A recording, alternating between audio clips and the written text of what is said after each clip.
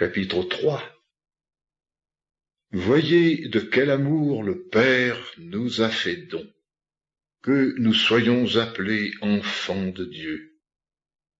C'est pourquoi le monde ne nous connaît pas, parce qu'il ne l'a pas connu. Bien-aimés, nous sommes maintenant enfants de Dieu, et ce que nous serons n'a pas encore été manifesté. Nous savons que quand il sera manifesté, nous lui serons semblables, car nous le verrons comme il est.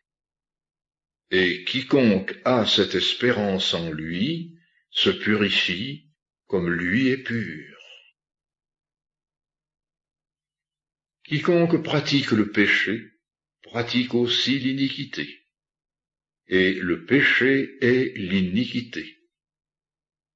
Et vous savez que lui a été manifesté afin qu'il ôtât nos péchés, et il n'y a point de péché en lui. Quiconque demeure en lui ne pêche pas. Quiconque pêche ne l'a pas vu ni ne l'a pas connu. Enfants, que personne ne vous égare. Celui qui pratique la justice est juste, comme lui est juste. Celui qui pratique le péché est du diable, car dès le commencement le diable pêche. C'est pour ceci que le Fils de Dieu a été manifesté, afin qu'il détruisît les œuvres du diable. Quiconque est né de Dieu ne pratique pas le péché, car la semence de Dieu demeure en lui, et il ne peut pas pécher parce qu'il est né de Dieu. Par ceci sont rendus manifestes les enfants de Dieu et les enfants du diable. Quiconque ne pratique pas la justice n'est pas de Dieu, et celui qui n'aime pas son frère. Car c'est ici le message que vous avez entendu dès le commencement, savoir que nous nous aimions l'un l'autre. Non comme Caïn était du méchant et tua son frère. Et pour quelle raison le tua-t-il?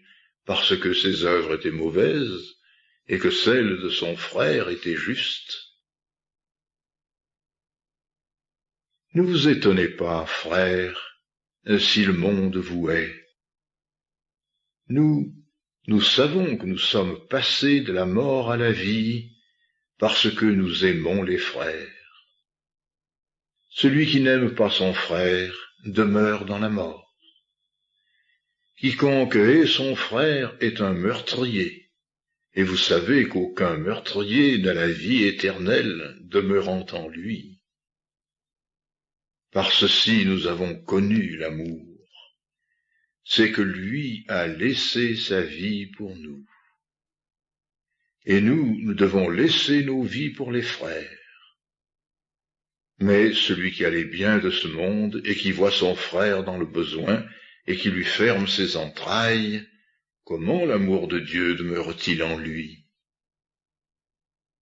Enfants, n'aimons pas de parole ni de langue, mais en action et en vérité.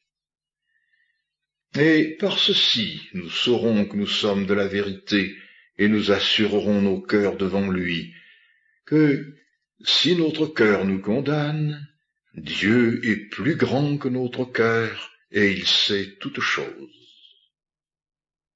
Bien-aimés, si notre cœur ne nous condamne pas, nous avons de l'assurance envers Dieu. Et quoi que nous demandions, nous le recevons de lui, parce que nous gardons ses commandements et que nous pratiquons les choses qui sont agréables devant lui.